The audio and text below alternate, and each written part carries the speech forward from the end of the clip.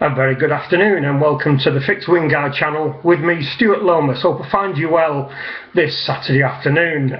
Been a miserable day here in Manchester today, all in all. It is only now at 23 minutes past 4 in the afternoon that the dark clouds have disappeared and we're seeing a little bit of sunshine. My plan today all went awry. I told everybody on the Andy Hunter Watch World channel and the Modern Day Watch Collectors channel on Facebook last night that my hopes were, as I had no jobs to do today, was to go down into Manchester and do a little bit of window shopping as far as watches were concerned. Needless to say, things went a little bit awry, and the weather was ever so slightly damp, so I thought, well, I will dispose of the unexpected jobs that arrived and not to get wet at the same time. So I consoled myself by putting my Planet Ocean on, my Seamaster 300. I'll tell you why I said Planet Ocean in a minute. And cracked on. Anyway, about 2 o'clock this afternoon, I thought, well, I'll have a wander out as the rain had stopped, but the black clouds were still there. I thought, well, I'll chance my arm at not getting wet. And not to make the day a total loss, I wandered to my local town, which is called Ashton-under-Lyne. It's only a tiny little town, a little market town. But they do have one decent jeweller. It's an independent, and this is the name of the place. There it is. Those are the fellas. Harrington and Haworth. Jewellers to the gentry. So that's why I went, of course. So I popped in there really just to ask them a couple of questions about different things, and also to have a look at their wares. And whilst I was there, I tried on. Ooh, where is it now? Just bear with me. This bad boy. This one there. I'm probably the right one, aren't I? Yeah, that one there. It is the 232 30 46 21 01 003. The Planet Ocean 600 metre liquid metal. Obviously got the new coaxial movement. It is stunning. Now the only downside, it's only a little downside, little downside, it's huge. I don't mean diameter here, I mean thickness. Give you an idea. That is my Seamaster 300.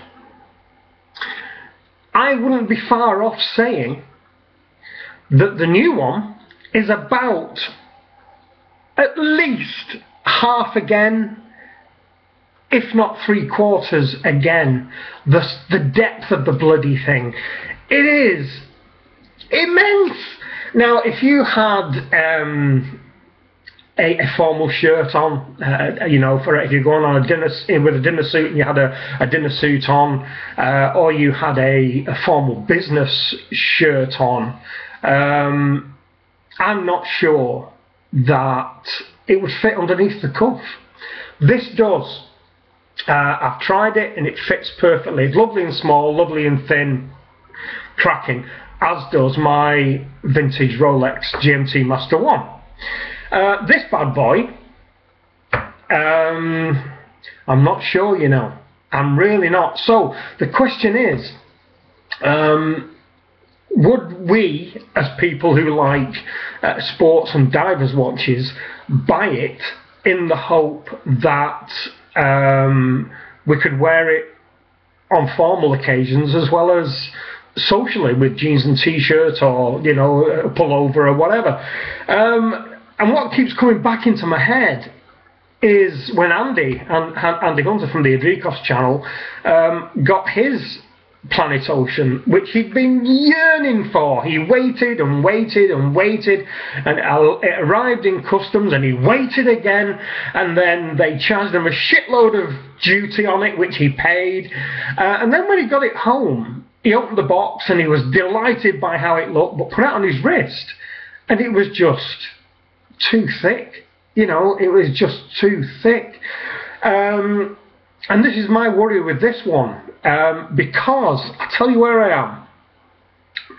I always planned to retire when I was 55, and unfortunately a set of circumstances came along with my spinal injury that I've been forcibly retired, I suppose, for the last decade.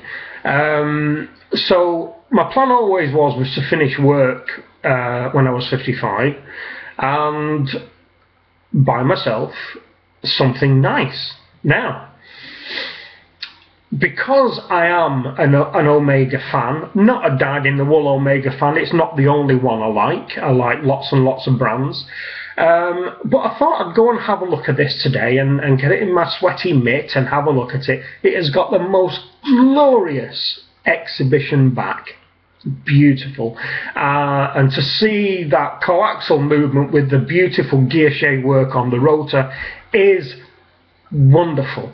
Anyway, my question is now, that has now taken my fancy, but is it going to be too big on a day-to-day basis? I don't know.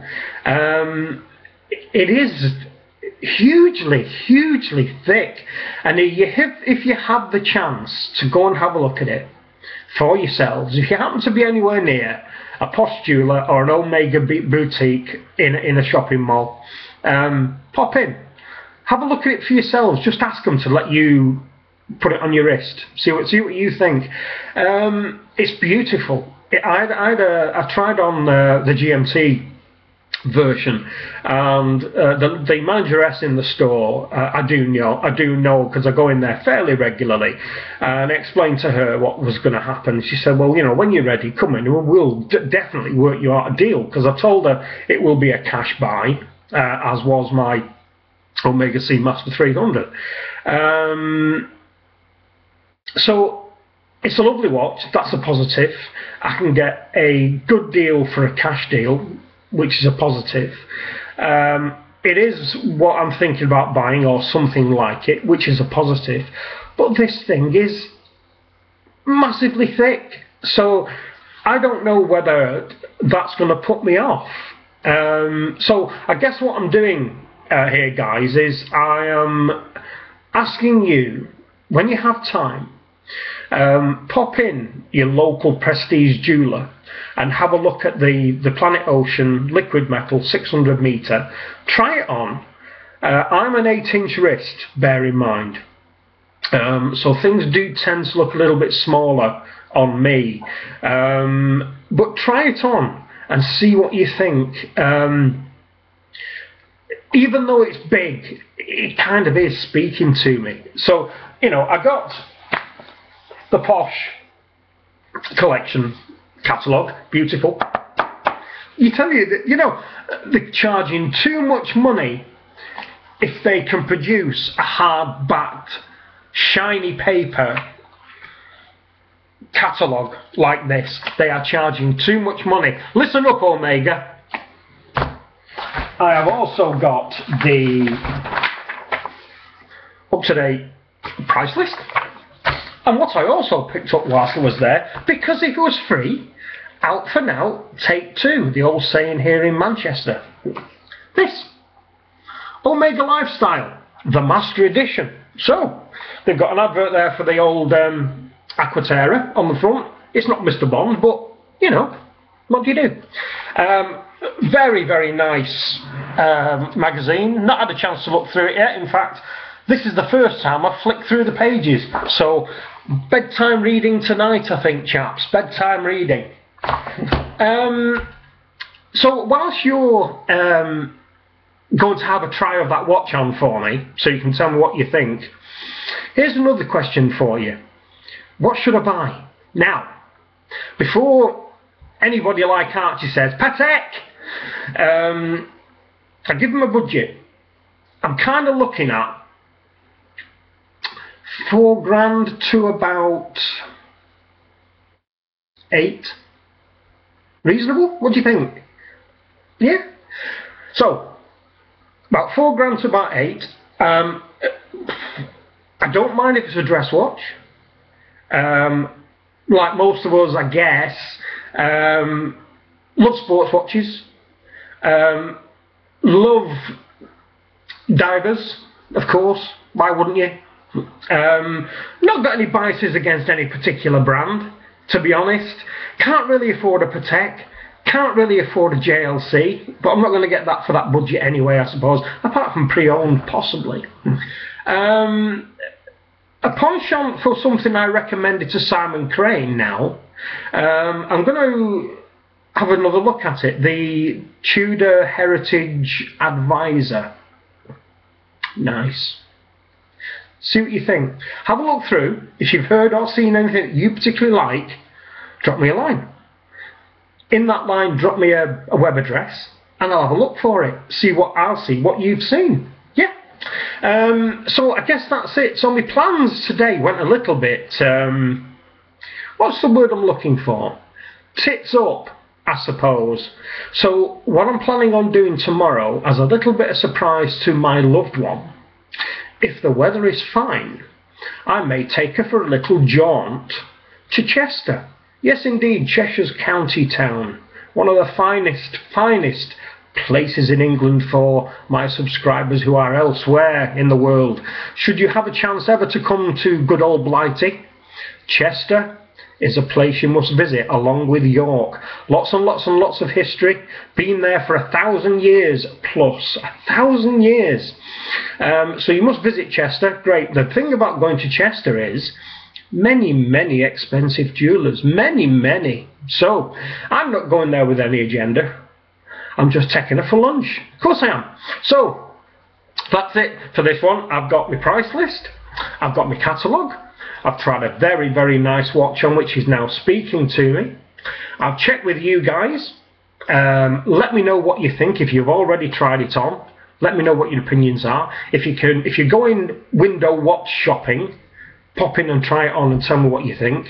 And budget about £4,000 to about £8,000, possibly a bit more. Who knows? Bit more.